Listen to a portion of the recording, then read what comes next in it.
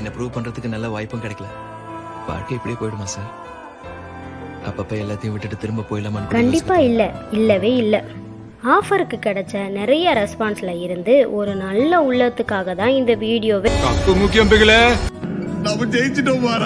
இதெல்லாம் கேட்க நல்லா இருந்தாலும் படாத பாடுபட்டு தான் கோட்டையை பிடிக்கணும்னு நல்லா தெரிஞ்சுக்கிட்டு யாருன்னு தெரியாத ஒரு கஸ்டமர் எனக்கு கொடுத்த ஹோப்பு ட்ரஸ்ட்டு தான் இந்த ஆர்டரை நான் கவனமாக பண்ணுறதுக்கு தைரியத்தை கொடுத்துச்சு. திக்கு திக்குன்னு அடிச்சுட்டே செஞ்சாலும் அவுட்புட் தரமாக கொடுத்துட்டோம்.